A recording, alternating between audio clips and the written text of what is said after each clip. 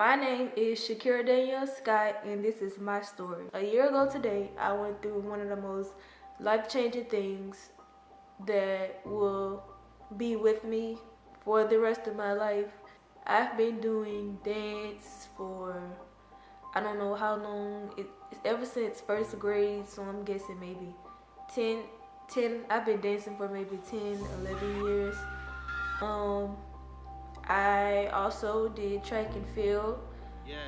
I started when I was very young, but I quit, and then I started back doing track and field my 8th grade year. One day at track practice, sometime in April, I believe it was mid-April, towards the end of April-ish. For track, I was doing long jump. My freshman year, I was a long jumper. So we were doing long jump drills, and we were doing the drills, and there were 2 hurdles face downward in the sand. They were spaced out 2 hurdles, and it was kind of like a cheese-shaped box. It was a slanted box, and we were supposed to basically run, jump on the box, jump over the hurdles, and land in the sand. My intuition told me that something was not right, and it got harder and harder each time, because the first time, no hurdles. Second time, 1 hurdle. Third time, it was 2 hurdles. So when the second hurdle was placed in the sand along with the box, I went up, took my usual prep to run, jumped on the box. The box slipped, which caused me to trip and hit my knee directly on the metal part of the hurdle. Felt the twist, heard a pop, went down from there. Now, in this moment, I was in so much pain. I remember sand was in my hair, sand was everywhere. I just remember screaming. I remember crying, yelling to the top of my lungs. So eventually, I made it to the trainer. Knee was swollen, huge. I remember making it to the trainer. She was telling me that it was a possible strain in my knee. I forgot what she said it was. Maybe it was my meniscus or something she was saying that could have been a strain. So I iced it, wore the brace, and a week went on. Swelling was still there. It went down, but it was still there. Week 2 went by, swelling, not bad, but it was still there. I vividly remember cheer trials were coming up, and I wanted to be on the cheer team. So, in the midst of all that going on, I was still prepping for cheer trials, and I remember the day of cheer trials, I was actually in the dance room at school, and I went to do a toe touch, and I just heard that same pop from the last time, felt that same twist, and the same thing happened. Screamed to the top of my lungs, burst in tears, was in so much pain. So after that, I decided, look, something else is wrong with me, and we're gonna figure out what's wrong. So I went to my primary care doctor, or pediatrician, whatever you want to call it, and he actually referred me to a doctor in New Orleans that took my insurance. So I went there. The first time I went, he noticed that it was still very swollen, and I had told him everything that happened, and he said, okay, cool. If it doesn't go down in the next week or so, or next week, 2 weeks, you're gonna have to get an MRI. So sure enough, the swelling was still there, still had pain. But throughout this whole time, I was still, going to dance class. I wasn't, of course, putting all the pressure on my knee, but I was still, marking things, doing a few turns, nothing that could injure me further, if that makes sense. So in the midst of me doing all this, I ended up and while all this was going on, I believe our dance recital was a month or two away. So with that being, the case, I couldn't just stop going if I didn't know if something was actually wrong with me or not. So, like I was saying, a week or two went by. Sure enough, I got the MRI. I found out that my ACL was torn on May 23rd. Yes, God had other plans for me. I don't know why, but everything happens for a reason. But I'm gonna get a second opinion from Dr. Bankston. He's located in Baton Rouge. And I still can't believe that it's torn because it feels fine. I can jump on it, I can move it, I can bend it, I can straighten it, I can do everything. But I just feel like this deep pit inside of me that's just upsetting me, and I just still can't believe it. So my whole family was in denial. My uncle was in denial, my mom was in denial. My uncle Amir, he actually went through the same thing I went through, but we were not comfortable with the doctor in New Orleans just because he was I just didn't feel comfortable letting him do my surgery. We actually wanted another MRI, but when I ended up switching doctors, my uncle, Dr. Bankston, did his surgery. Dr. Bankston ended up doing my surgery as well. So when we went to Dr. Bankston, he looked at my MRI, and my tear was it was a bad tear. I tore my ACL and my meniscus. I can't remember what grade it was, but I know it wasn't like a straight tear in my meniscus. Like I said, we wanted a second MRI, but Bankston told us that the MRI was too recent to get another MRI, so we just went based off of that one. And we planned, we had to talk about the surgery, and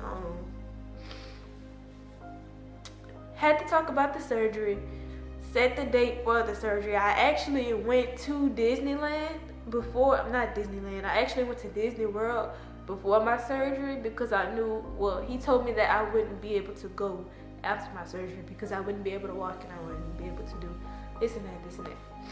So we ended up going to Disney World, and I believe, let me stop crying. Oh my God. I remember the day before my surgery, I knew I wouldn't be able to dance for a really long time. So I did a video of me improvising, which is basically like, dancing, freestyle dancing basically. And I remember rewatching the video, and I remember as I was dancing for the last time for a really, really long time, I remember just bursting out into tears because you never know something is capable of happening to you until it actually happens. So all these thoughts in my head, all of these thoughts were just running in my head the day before surgery. And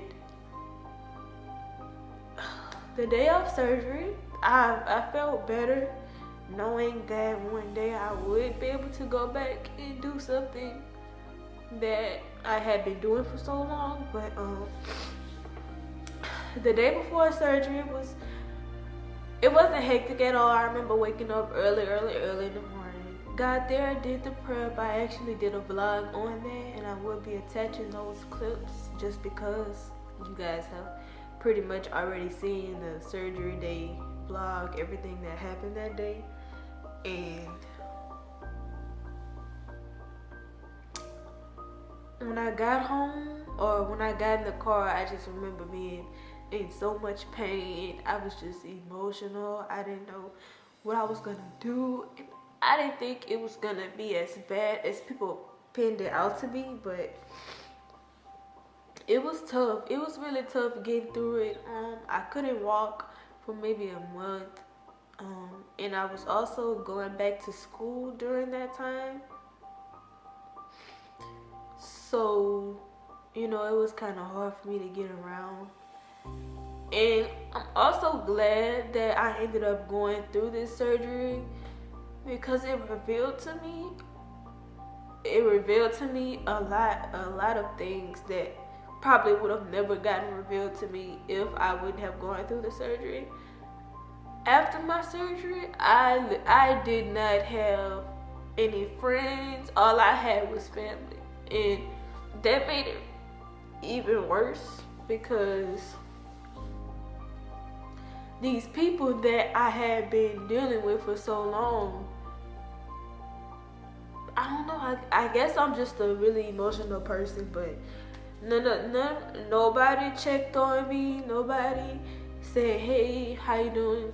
None of that. My family was really there for me, like, through this whole experience. And I'm so grateful for them because without them,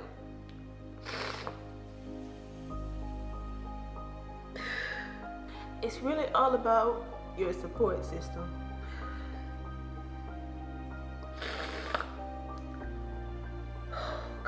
Without my family, I wouldn't have gotten through, you know, a lot of stuff. But it's really all about your support system and who you have in your corner, you know, rooting for you. So fast forward, I started my physical therapy at Traction. If y'all ever go through any type of surgery or, you know, any type of rehab, in the Louisiana area, I 100% recommend Traction. Traction is A1. But I went to my first day of physical therapy. It was extremely hard. I was still in pain from my surgery because I believe after surgery, I actually started therapy the day after, or I might have had a day to rest one day and then I went to therapy that following day. It's one of those, but either way, I was in so much pain. And thinking back at it, it's just crazy because I was struggling and crying to literally lift my leg up a year ago. And it's crazy because now I could just do that without, you know, without blinking, without breathing, like without thinking about it, just lifting my leg up. It's really nothing when you think about it. But at the time, it was so much pain and it was so excruciating. Y'all wouldn't even understand. My recovery was really going good. I remember taking my Cybex Test, which is a test to basically, you know, test your strength in both legs. And my first Cybex test I took, it wasn't all that good. I mean, it was, I believe, I want to say so bad it was 5 months. I believe it was 5 months. I took that first test and it was a 40% difference in my right leg than my left leg. I had surgery on my right leg. So my right leg was 40% less stronger than my left leg, if that makes sense. So after that, I was like, it's crunch time. Oh, by the way, I forgot to mention this, but I actually ended up making the cheer team with a torn ACL. That following day that I felt a twist in my knee again, I iced my knee. I went back to cheer trials and I tried out for it. I made the team, and I'm gonna get more into depth about that. But like I was saying, months and months went by. I was really just sitting down watching at practice until I was cleared for surgery. And I mean, not cleared for surgery, cleared for doing those things and stuff, doing cheer stuff, if that makes sense. And it was kind of hard just to watch people, especially my teammates, just watch them do whatever they wanted at practice while I was literally on crutches with a big, huge brace. It was just crazy, but they supported me as well. Months went by. I got my Cybex test, and it was a 40% difference.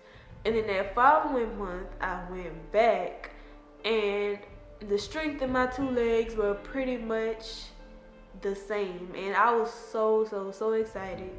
I took my test, to the other test. It's two parts of a Cybex test. One to test the strength and one to test like your agility and things like that.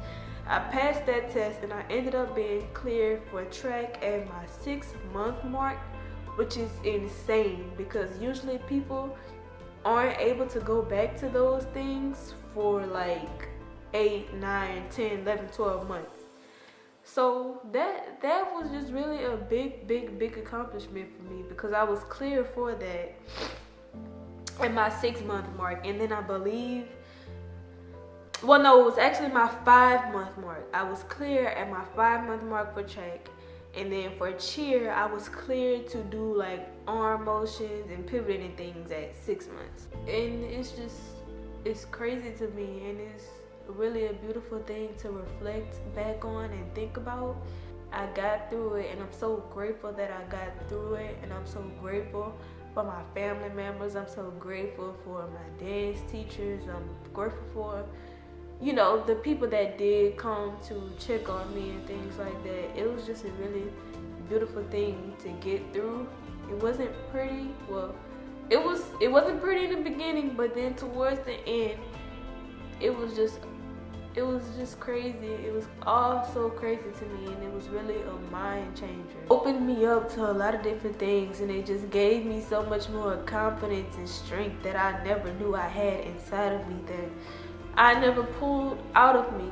And I do want to thank God too, because without him, none of this would have been possible.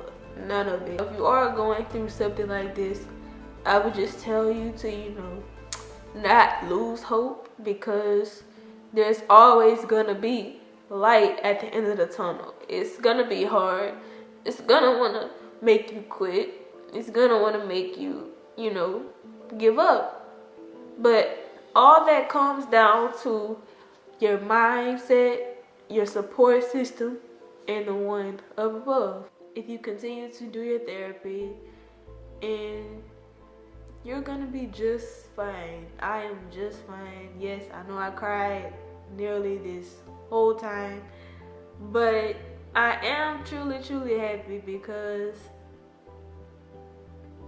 I'm just ecstatic. My name is Shakira Danielle Scott, and this was my story.